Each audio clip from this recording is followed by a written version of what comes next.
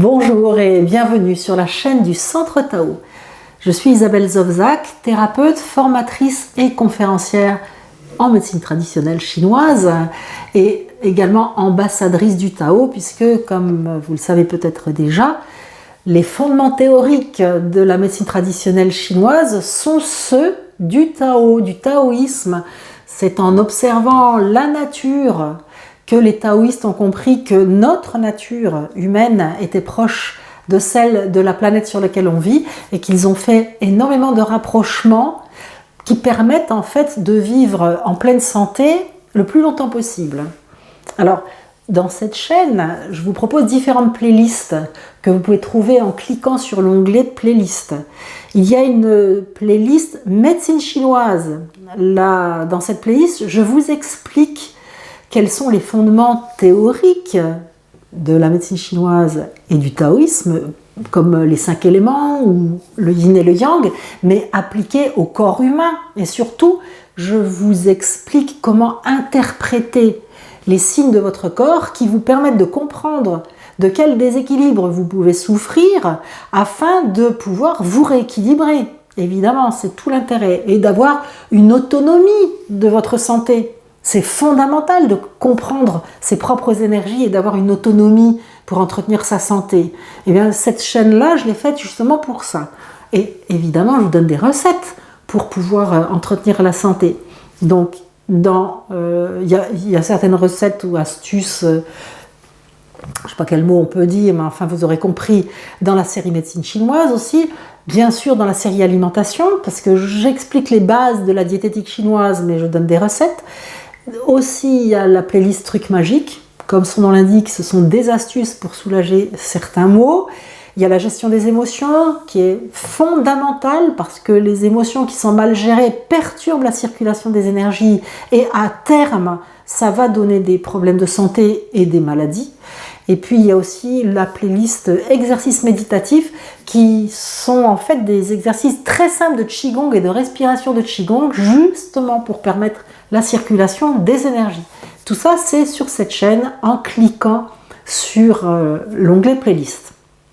Là, nous sommes dans la série alimentation, donc je vous indique des recettes. Et aujourd'hui, c'est une recette de longévité puisqu'elle tonifie les 5 organes.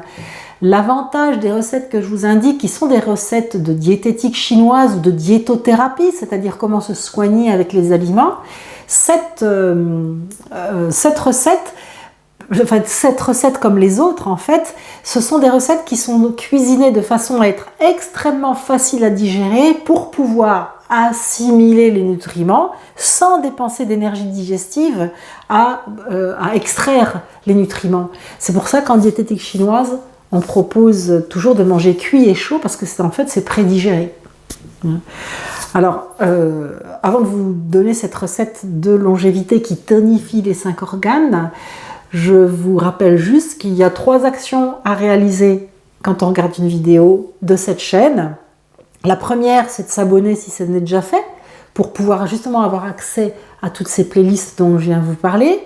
La deuxième, c'est de télécharger le bonus ou les bonus, on dit peut-être les bonis d'ailleurs, bref, que je vous propose. Alors, sur les vidéos de départ, il y a extrêmement beaucoup de documents à télécharger justement pour vous permettre de comprendre tout ça. Quand je dis les vidéos de départ, c'est sur la saison 1, parce que là on est, je ne sais plus en quelle année c'était, mais ça fait un bout de temps que je fais des vidéos. Là on est en 2025, mais je pense bien que ça fait bien 5 ou 6 ans que je fais des vidéos pour vous expliquer tout ça. Donc au début, il y a beaucoup de documents à télécharger. Et puis ensuite, j'ai fait des e-books qui sont sur l'alimentation selon la diététique chinoise, des recettes selon la diététique chinoise et les saisons, et puis comment gérer ses émotions, comment réguler ses émotions en régulant ses énergies.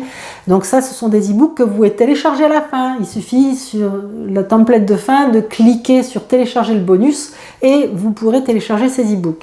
La troisième chose, c'est de partager cette vidéo ou d'autres pour l'envoyer à des personnes que vous aimez et à qui vous voulez du bien. Donc s'abonner, télécharger et partager. Ce sont les 3 points à se souvenir quand on a cette conscience qui est la mienne, de vouloir améliorer sa propre santé et celle des autres, en ayant comme vision que si chaque individu est bien dans sa peau, le monde ira mieux. Je le dis régulièrement, mais c'est vraiment à la base de ma démarche. Hein. Alors, cette fameuse recette pour vivre longtemps et en bonne santé, et je vais juste ajouter quelque chose encore avant de vous donner la recette, je sais que ça marche parce que si vous saviez le nombre de personnes que je peux voir et qui ont des problèmes de fatigue, de manque de concentration, de démotivation au travail, etc., tout ça parce qu'elles ne mangent pas comme il faut, notamment au petit déjeuner, et comment cette recette peut justement sortir de la fatigue, donc remettre en forme, avoir une meilleure concentration et plus de motivation. C'est fondamental de prendre l'habitude de manger en cuisinant ce genre de recettes qui en plus sont extrêmement simples à faire. Hein. Et puis c'est très bon. Alors, quels ingrédients nous faut-il pour ça? Du riz, on va en mettre 50 grammes, des flocons d'avoine, 30 grammes, des œufs de poule, 2 œufs, mais des petits, hein. Si c'est un gros œuf, ça suffira. Hein. Et un peu de sel. Alors ça peut être du sucre aussi, on va voir. Hein. Apprendre à prendre un petit déjeuner salé, c'est mieux parce que, je dis on va voir, mais je vous le dis tout de suite, après je risque d'oublier, il y a toujours tellement de détails à expliquer. Alors le sel lance l'énergie du rein, alors que le sucre lance l'énergie de la rate. L'énergie de la rate, elle est horizontale, l'énergie du rein, elle est verticale. Quand on stimule l'énergie du rein le matin, on a une énergie beaucoup plus importante et mieux répartie dans la journée que quand on nourrit l'énergie de la rate avec du sucre. Alors, pour le ramener à une compréhension moderne occidentale, quand on mange du sucre, ça fait monter la glycémie plus haut, plus vite, surtout quand on mange du riz et de l'avoine bien cuite. Donc on va avoir la glycémie qui va monter trop vite et trop haut, et donc après insuline, et la glycémie va redescendre. Et donc on va avoir un coup de mou. C'est pour ça que lancer l'énergie de la rate au petit-déj, c'est un autre langage, parce que le langage de la médecine chinoise est très ancien. Donc des fois on pense que c'est ésotérique, mais c'est pas ésotérique du tout. C'est juste un autre langage plus ancien, mais qui veut dire la même chose. Donc quand on lance l'énergie de la rate le matin, on ira moins loin. Parce qu'il y aura cette histoire de glycémie. Alors que si on prend un petit déjeuner salé et protéiné avec des œufs, on va aller beaucoup plus loin, plus longtemps, parce que la glycémie va monter progressivement, et puis surtout descendre progressivement. L'énergie qu'on aura pris au petit déjeuner va être diffusée progressivement, d'où l'intérêt de manger plutôt salé. Il y a des personnes qui, pour une raison ou une autre, me disent « moi c'est impossible de prendre un petit déj salé, impossible ». Donc pour elles, effectivement, c'est pour ça que je dis qu'on peut remplacer le sel par du sucre, sinon c'est pas très bon. Hein. Mais le sel, c'est mieux. Quand on prend du sucre au petit-déj, il faut que ce soit du sucre de canne intégral, hein, du type Rapadura, pas du sucre raffiné blanc, parce que là, on est en dessous de tout. Hein. À la limite, ça peut être du bon miel. Voilà. Alors, comment faire cuire ça? Quand on fait une bouillie, c'est-à-dire un congee, hein, une soupe de riz, ça s'appelle un congee, ou alors un gruau de riz, on prend un volume de riz et on va le faire cuire dans 9 fois son volume d'eau. Donc vous prenez 50 grammes, vous le mettez dans un bol, vous voyez ce que ça fait, 9 fois le volume, vous mettez le riz dans l'eau froide, vous faites bouillir. Quand ça bout, vous baissez le feu, vous mettez un couvercle, vous faites cuire pendant 1 heure. Au bout d'1 heure, vous enlevez le couvercle, vous rajoutez les flocons d'avoine, vous refermez le couvercle, vous faites cuire 1/4 d'heure. Au bout d'1/4 d'heure, vous ouvrez, vous battez les 2 œufs dedans, vous refermez, vous laissez encore cuire 1/4 d'heure. Donc ça fait en tout 1h30 de cuisson. Ça fait une bouillie homogène. Si quand vous soulevez le couvercle, vous voyez que ça ne fait pas encore une bouillie, ça veut dire que ce n'est pas assez cuit, vous remettez le couvercle, vous faites encore cuire. Il faut vraiment que ça fasse une bouillie, que ce soit prédigéré. Et au moment de manger, vous salez, et éventuellement vous mettez du sucre comme je vous l'avais dit, et il faut manger ça bien chaud. Alors évidemment, le matin, avant de partir à l'école ou au boulot, on n'a pas le temps de faire ça. Vous pouvez le faire la veille au soir, qui est puis à le réchauffer le matin au petit déjeuner, évidemment. Vous pouvez même le faire en augmentant les doses, puis en le faisant réchauffer 2 ou 3 matins de suite. Mais il y a des gens qui me disent « Ouais, mais j'ai pas le temps de faire cuire ça ».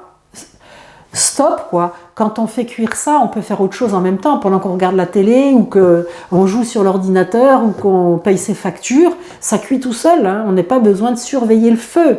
Donc c'est juste simplement une habitude à prendre, mais je sais qu'il y a beaucoup de personnes qui ont du mal à changer d'habitude.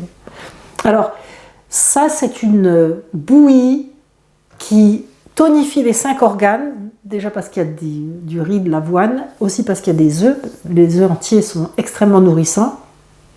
Il n'y a qu'à voir le nombre d'œufs que peuvent manger les bodybuilders, même si ça tape plutôt sur le blanc que sur le jaune. Bref, c'est extrêmement nourrissant et ça fait partie des recettes de longévité. Je l'ai déjà dit dans d'autres vidéos sur les recettes, mais si ça se trouve, c'est votre première fois que vous regardez les vidéos.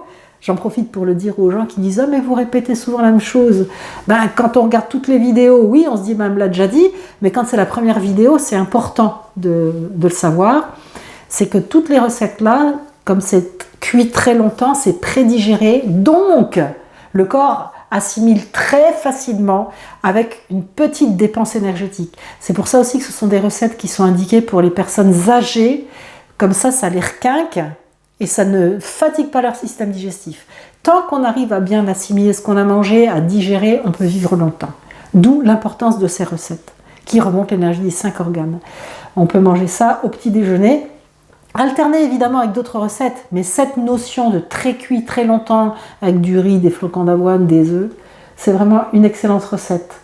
Alors, juste pour vous dire, si vous voulez aller voir tout ce que je vous propose, vous allez sur centre-tao.com. Vous pouvez aussi aller dans l'onglet formation.